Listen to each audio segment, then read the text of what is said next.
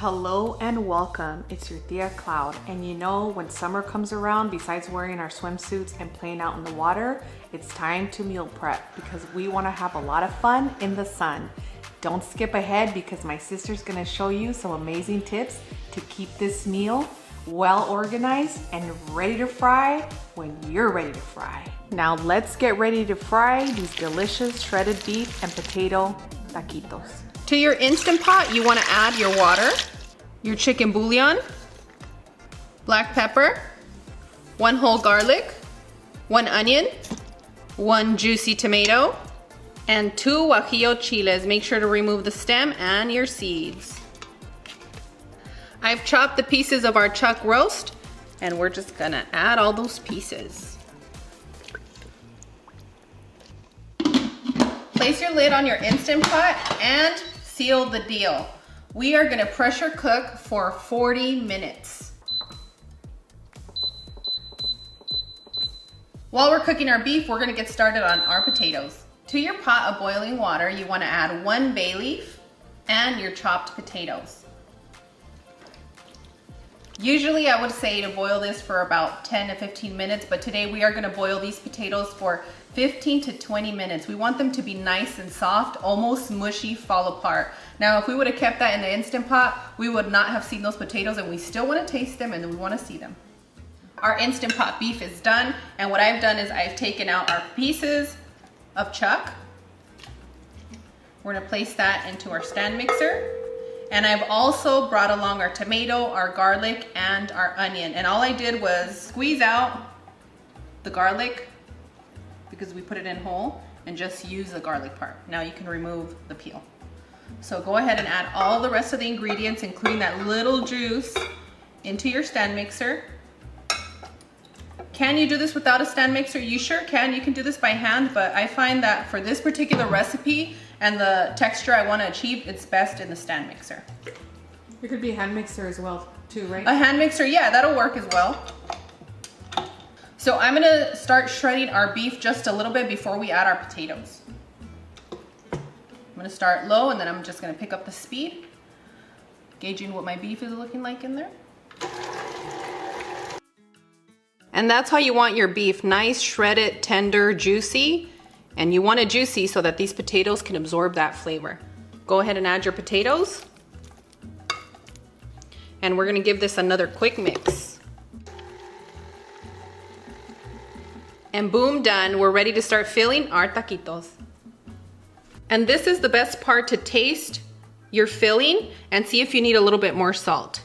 For this particular recipe, the beef and the potato absorb all the flavor, so we do need a little bit of extra salt. Go ahead and mix that around and set it to the side. Before you roll your tacos, you want to warm up your tortillas, and you want to make sure that they're warm enough and soft enough for us to roll. And I like to keep the tortillas nice, soft, and warm in here, my little tortilla basket. In this bowl, I have all-purpose flour and enough water to hydrate the flour and make a little glue. Since I am gonna be making meal prep tacos and placing them in my freezer, I am gonna be using the glue for them today. Take your corn tortilla, and the side of the tortilla that you see the little lines is the one you want facing up. Go ahead and add your glue and place your desired amount of filling. Next, you just want to roll it up. And I have a lot of videos on rolled tacos, so many different ways to roll it up, but this is super easy. And boom, done! These trays work great for meal prepping. As you can see, I place a layer of parchment paper at the bottom and divide by layer. So all I do is place the parchment paper, and then I'm going to continue to stack it up.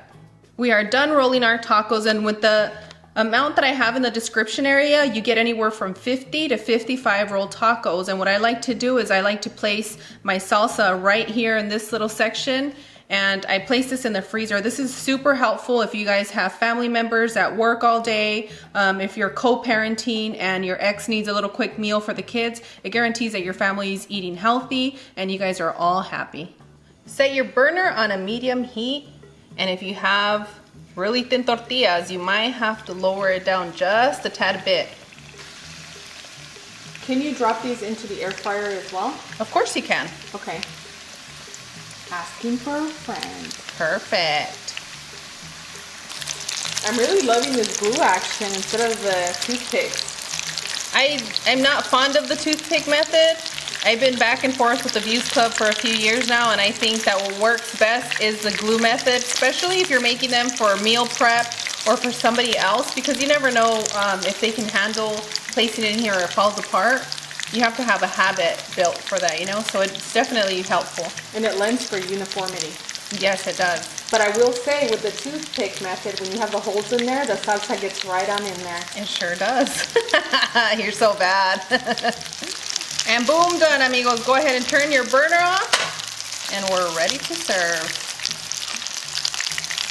Remember not to place your rolled tacos on a paper towel or anything like that. You want to get like a wire rack, something similar to this, or even, let me show you. You can use a strainer or a little wire basket, place a plate under it, and just let the oil strain by itself, and they'll stay crispy this way. If you put them with a paper towel, you're gonna produce steam, and there is no crispy rolled taco. Place your burner on a medium heat. I like to roast in a cast iron or over the stovetop, but lately I've been really liking this cast iron pan. So you wanna place your red bell pepper, a jalapeño, a poblano, and you want to make sure that they're nice and charred. But we need to make some space because we're going to be roasting more ingredients. And what makes a great salsa is a deliciously roasted tomato, right? Oh, they're dancing. Somebody's excited. Not just the Views Club. These tomatoes are ready to make some salsa. Ow! Go ahead and place your purple onion. If you don't happen to have purple onion, that's okay. You can use yellow or white, but we want to make sure that they're nice and roasted. The excitement for the salsa is yeah, real. It's so good. Everybody in my family loves it. Anybody that tries this salsa is completely fascinated with it because you can adjust your spice, but it's just so mysterious. Go ahead and add your garlic. And the first ones that are going to be coming out is the garlic, so keep an eye on those. And let's hang tight while it gets roasting. So that doesn't mean you get to roast me today, okay? I'm not gonna. That's not what this means. I only do that off camera. And occasionally on camera. Once you've roasted all your ingredients, place them into a bowl. I'm gonna place a lid over my container to allow our peppers to sweat, and that makes it easier to peel the roasted parts. For those of you that skipped really fast, we've already removed the roasted parts from our peppers. They're nice and clean, and we're just gonna pour all our ingredients in here. All that sweaty juice, you want it in your salsa. It was not the Views Club Junior. They never skip. It wasn't the Views Club Junior. Oh my goodness, that jalapeno is so strong. You know, once you roast the jalapeno, it does get a little bit spicier, but it's definitely worth the flavor because you'll know that salsa, after a day or so, it loses its heat. It really does. That's true. So go ahead and add your cilantro.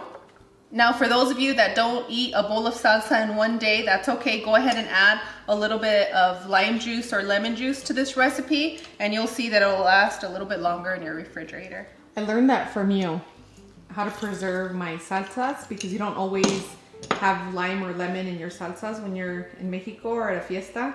You really don't. Somebody did mention that on the channel, and you really don't. You just pour your stuff in there, blend your salsa, and dip your chips and put it on your tacos. It's super quick and easy. But for those of us that do like to preserve it, add a little bit of citrus and that'll help you. Also make sure you salt this properly or else you're gonna lose a lot of flavor when you're making a roasted salsa. So go ahead and add your salt. And now we're just gonna blend until it's smooth. I don't know why I get so excited to blend, okay? And boom, done. Some of you might be asking yourselves, Steph, can you freeze your salsa? Guess what? You sure can. You can even can it, but that's a different recipe. I'll have to show you.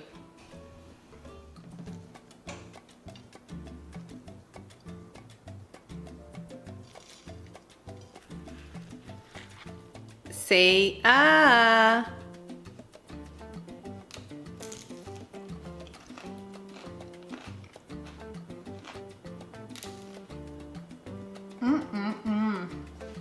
This is amazing.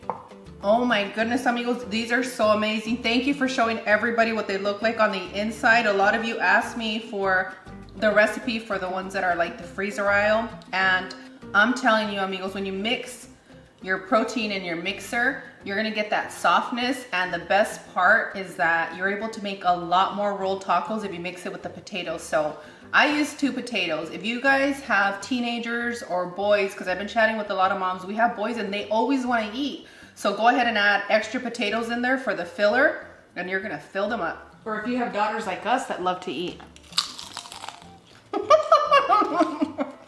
You guys know Cloud and I can get down. I'm only 5'5" and I'm a tiny little thing, but I love to eat. It's sister taco time. Woo! It's a thing now, you guys. I'm gonna eat all of these. This salsa hits a spot. And I love this feeling because it's not like your traditional feeling in a way. It has more of a, I don't know, what's the word? Like when you go out to eat, that's the kind of feeling that you get and you always wonder what's in there, right? You know, it has that melt in your mouth feel. Yes, that's what it is. And how many are you gonna have of these? 6. Oh, good.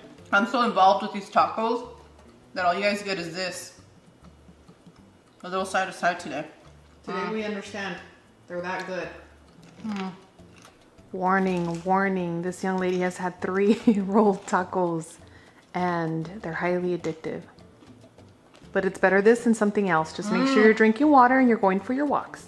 As always, Cloud and I are wishing you the best. We absolutely adore you. And on that one, we'll see you guys tomorrow.